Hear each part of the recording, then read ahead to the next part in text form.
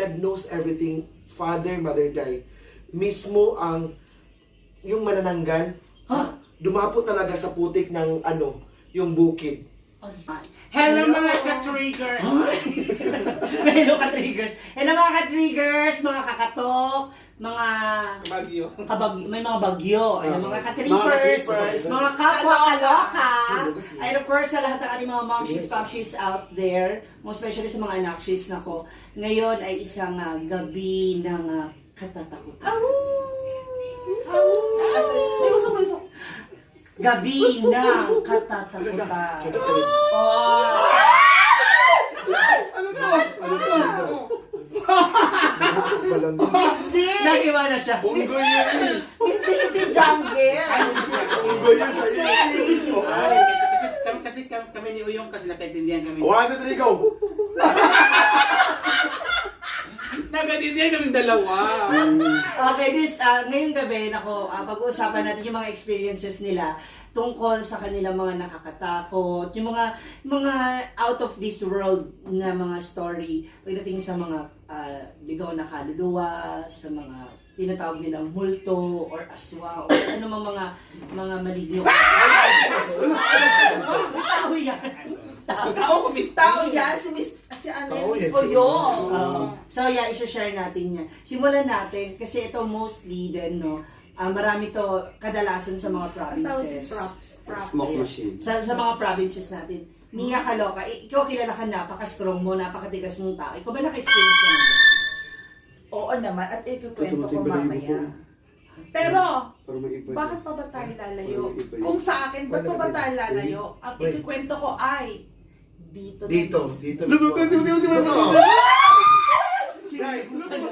Ay, sige na nga. Wala, kinikilabutan. Teka lang, kinikilabutan ako.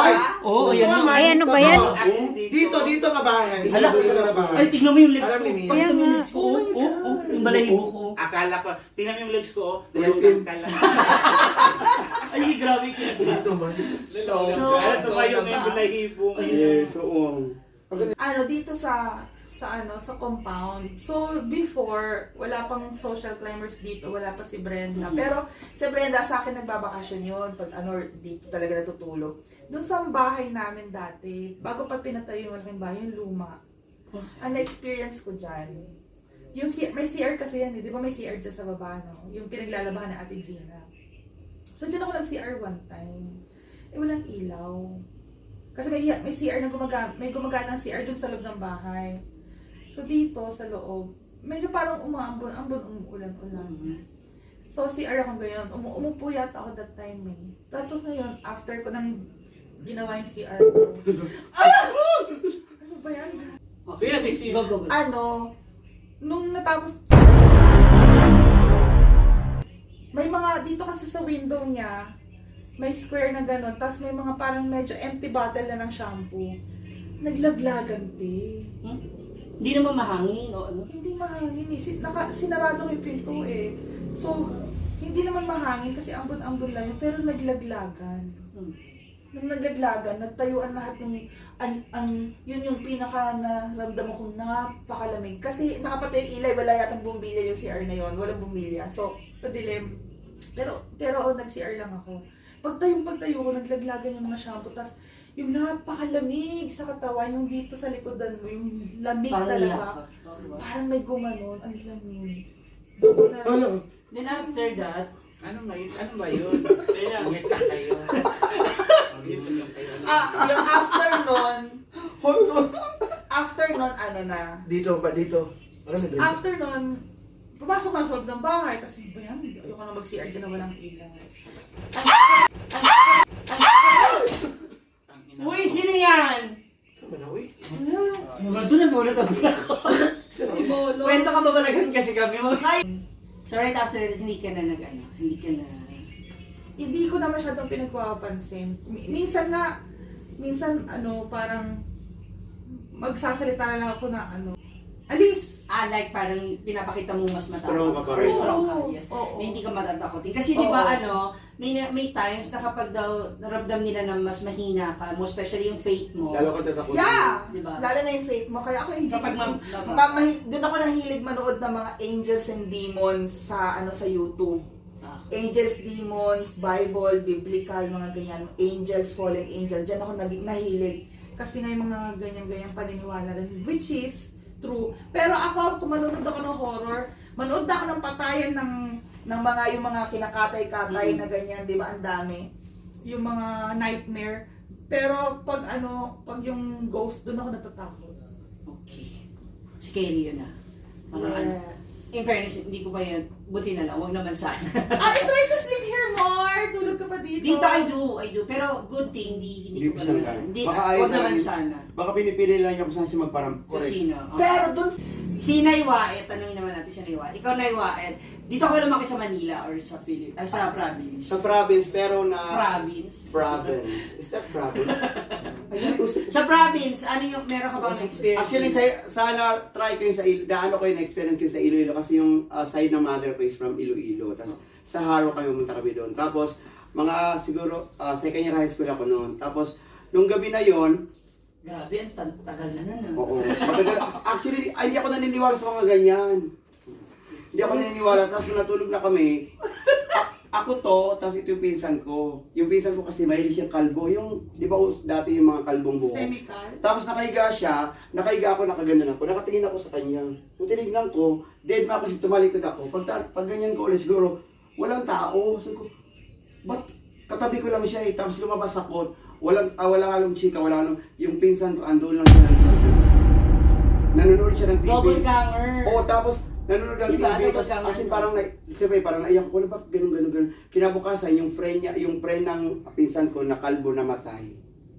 Alam mo yung kagagrad lang niya kasi nag-grad siya ng seaman, tapos binigay siya ng motor ng nanay niya, sabi niya, for you kasi natapos yung pag-aaral mo, tapos binigay siya ng motor. That day, kailan ko nang kukupag, sorry, nabunggo siya, tapos tumilapon siya yung bata, walang helmet. As in, walang dugo. Alam mo walang dugo na lumabas sa ang tawag na hemorrhage ang bata. Tapos namatay siya doon.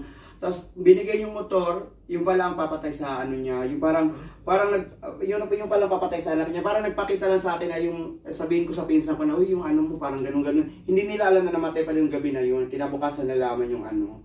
Kaya yun yung ano ko talaga. Kaya nung namatay, ayoko talaga magmotor. Ayoko talaga magmotor kasi natatakot ako sa motor. Kaya yung ano ko sa mga scary na yan. Kaya Diyos ko dahil kaya. May naalala lang ako. Hindi kasi naiyak ko kasi Diyos ko totoo pala yung ganyan-ganyan. Oo. Siyempre kung pelikula lang naman, ba't ka mag-aano, di ba? Pero ikaw Kaya yun sa ano ko talaga dahil. Okay, sa inyo naman, sino sa inyo yung naka-experience ng mga maligno? Ito yung mga kapre, yung mga multo, Ay! aswang. Guys, eto kasi Silent. talaga ha, pag ganyan, meron kasing puno ng munggang malaki dito. Meron ka nakita din? Meron dyan eh. And then, ipakinggan natin yung multo niyo. Ikaw yun. Ano experience mo about Kayo. Sa akin naman is, yung experience ko is tulog ako tapos Saan? sa province. sa province yan? Sa province. Tulog ako that time tapos yung ilaw off, madilim. Oh. Tapos yung pintuan namin sa kwarto, only ano lang ng kurtina. Tapos yung pag-dilat ko ng mata kasi nakaganon ako sa pintuan banda nakaganon. Nakatingin. Nakatingin, ay hindi. Yung ulo ko, nandun sa, Ganon. oo, parang ganon. Tapos, nung pagising ko, parang nagising na ako bigla. Tapos, may nakita akong pulang mata, tapos kalbo. Nagtitingin na lang kami sa malaki yung mata. Parang, Demonyo dito, demonyo. malaki yung mata, gano'n lang siya. Tapos, walang, ako naman, tinitigan ko lang. Tinitigan mo lang. Mga ilan taong kanya? Mga high school ako, Subukan niyo. first year. Okay. Tapos, nagtitigan kami. Tapos, tinitigan ko lang siya. Tapos, nung tinigan ko siya, Ayun na yun? parang hindi talaga siya dumilat. Nag-ano ako, sabi ko, Papa! Gano'n ako. Tsaka ka na sumigaw. Saka ako sumigaw, pero yung pagsigaw ko first, hindi ko siya mabigkas yung Papa. boses ko. Ay, hindi mailabas. Oo, hindi mailabas. Parang bangungot yun, parang ganun. Parang hindi ko masalita, pero nung inano ko talaga, pinorse ko nga magsalita. Nakapagsalita ako that time.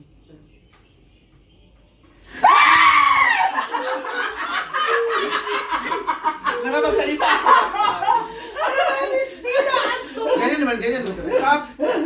Tapos yun, Charot ko lang. tapos ano yun, si Papa, tumakbo, dala niya yung itak niya. Tapos, pagtakbo ni Papa, wala pala yung yung Yung mga nakita mo. Anong tawag niyo dyan sa probinsya niyo? Kasi sa probinsya kasi yung bahay kasi namin is yung pagpanganak, may pagpanganak kita ni mama. Iwan ko kung sinong pinanganak ni Buntis. mama. Okay. Tapos, Napaan yung inunlan niya, Inulan. Oo. niya, nilibing doon sa Totoo bahay yan. namin. Ganyan kasi At saka sa yung, probinsya. ang ano doon, ang tawag doon is ampere. Kasi yung sa bahay kasi namin, ampere. May ampere daw tumira doon. Ano yung pera? Ampere. Ampere, parang ano siya, Ampere. ampere ba, parang, Alam ko yung Hindi, Diyan yun. yung Hindi. ampere, yung, Maligno. yung, Balik.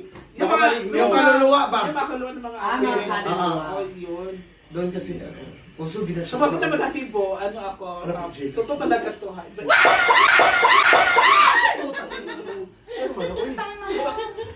Si Steffi, anong nakakatakot na experience? Ito ba, meron ka bang related sa kaluluwa o mga... Wala, pero sa probinsya talaga. Sa meron. Meron. Hindi, sa Balingasag. Kabingin. No, Saan? Balingasag. Ha? Yung kinainan natin? Oh, yung Balingasag, pinuntahan natin. Fiesta yon, ni-invite ako sa friend ko. Oh. Na, God knows everything. Father, mother, die.